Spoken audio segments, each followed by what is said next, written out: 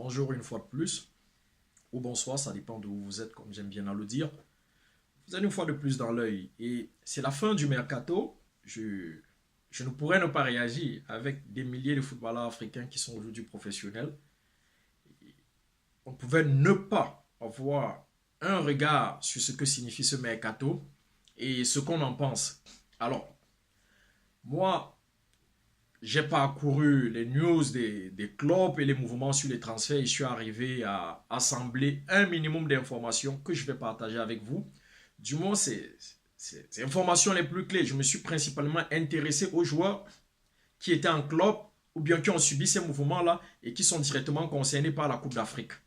Pour savoir si ces mouvements-là, si leur mouvement avait une raison ou une autre d'être en ce moment. Parce que c'est une période où le mercato d'hiver, c'est un mercato durant lequel certains clubs se débarrassent des joueurs qui n'ont pas de temps de jeu ou certains clubs mal positionnés sont à la conquête des joueurs qui vont leur permettre de se maintenir. Donc, c'est un mercato où encore certains clubs se jettent sur des joueurs qu'ils aimeraient avoir à l'avenir pour rendre leur ossature plus solide.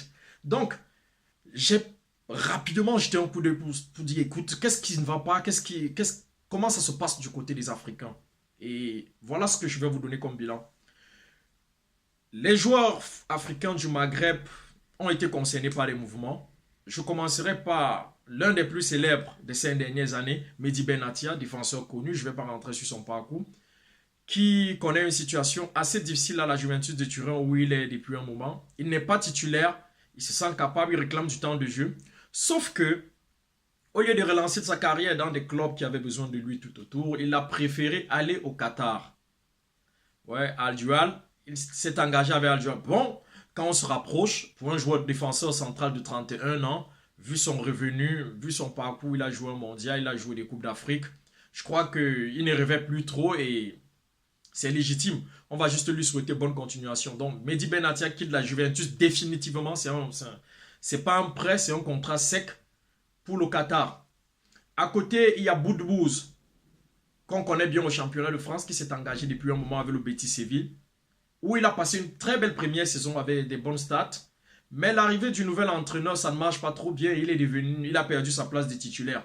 Et pour avoir une chance auprès de Belmadi, qui privilégie les joueurs actifs, quitte à prendre même un 11 qui soit purement du terroir, alors Boudbouz, pour se donner des chances d'avoir une place et sûrement une place de titulaire aussi au sein des Fenech, a décidé de quitter le Betis de Séville, mais il reste au championnat espagnol pour le Celta Vigo. Donc, on le souhaite bonne continuation, même s'il faudra s'intégrer, parce qu'arriver dans un nouveau groupe, on a toujours besoin de s'intégrer.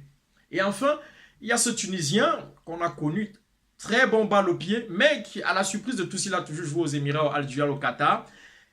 Lui décide par contre de rentrer en Europe et ce sera en Belgique, à Eupen, entraîné par Claude Makelele. À lui aussi, je souhaite bonne continuation.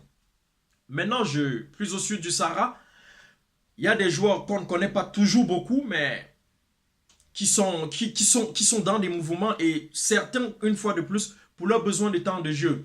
Il y a le solide défenseur congolais qu'on a connu au TP Mazembe, Christian Luyendama. Lui, il quitte la Belgique où il était au Standard de Liège pour la Turquie, au Galatasaray. Ça, on doit reconnaître que le Galatasaray est en train vraiment de resserrer les liens. Ils veulent reconquérir à fond le championnat turc et ils sont en train de bâtir quelque chose de solide. Donc lui, il quitte la Belgique pour la Turquie. On lui souhaite bonne continuation. Mbaye Diagne, le Sénégalais, lui, ça aurait pu passer inaperçu parce qu'il passe d'un club turc à un autre. Ça aurait pu passer inaperçu, mais je vous dis, parce que il quitte son club de Kassim Psa pour Galatasaray. Et ce qui est intéressant, c'est que ce joueur va coûter 12 millions. Donc vous pouvez comprendre que il est dans une bonne période, il fait des bonnes choses et c'est pas passé inaperçu. On félicite Galatasaray qui va donner une chance pour qu'il soit plus grand. Et j'espère que derrière cela, il va retrouver un grand club européen vu qu'il est tout jeune.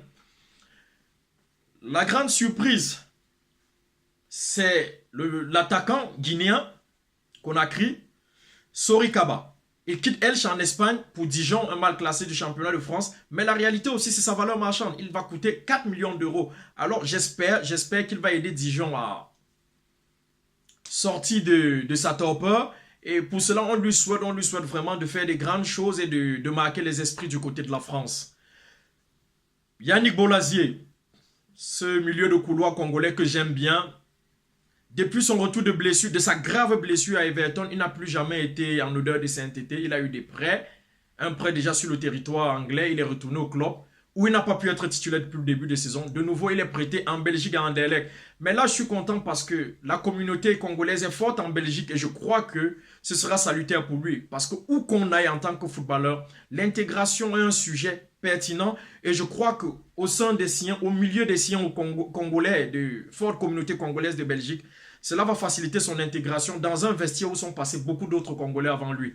Bonne continuation à toi. Et c'est un prêt, donc on espère qu'il va donner le meilleur lui-même pour lui permettre un retour fracassant à Everton. Mais dommage pour la blessure. Victor Moses, Chelsea. Moi, ce brave footballeur, pas parce qu'il est un génie, il n'est pas un vertueux, c'est pas un JJ Okocha, mais sa volonté, sa capacité à tout donner, j'aurais voulu le voir de plus en plus sur les terrains à Chelsea, parce qu'il s'est donné. Quand offensivement, il n'est pas à niveau, personne ne va jamais critiquer ce gars défensivement. Mais malheureusement, Sarri, avec son système, son 11, qui ne change que quand un joueur est vraiment fracturé et qui va bien lui coûter cher, Moses se retrouve en train d'aller après à faire des matchs en Turquie. Je lui souhaite le meilleur du monde, vraiment. Pour ce joueur, il y va, ces gars, ils vont pour grappiller du temps du jeu et pouvoir être en jambes pour la Coupe d'Afrique que j'espère grandiose en cette année 2019. Et pour finir, ma douleur, parce qu'il y a quelques jours encore, je faisais un direct pour lui, une vidéo pour lui, c'est Wilfried Bony. Les blessures ont eu raison de lui. Le manque de confiance de ses entraîneurs aussi aura eu raison de lui. Ni Graham Assonsi, ni Camara chez les éléphants ne croient plus en lui. Du coup, je crois qu'il n'a pas eu le mental, il n'a pas cru qu'il pouvait se relancer. Et avec une offre pour finir ses beaux jours, il n'a qu'à 30 ans. Il préfère le Qatar, peut-être dans l'optique de se relancer, peut-être dans l'optique de se faire beaucoup de thunes pour ses vieux jours. Je peux que dire, Wilfried, c'est douloureux pour moi. Moi, personnellement, je suis en larmes parce que je croyais que tu étais de ceux-là qui allaient imposer la marque des attaquants africains en Europe.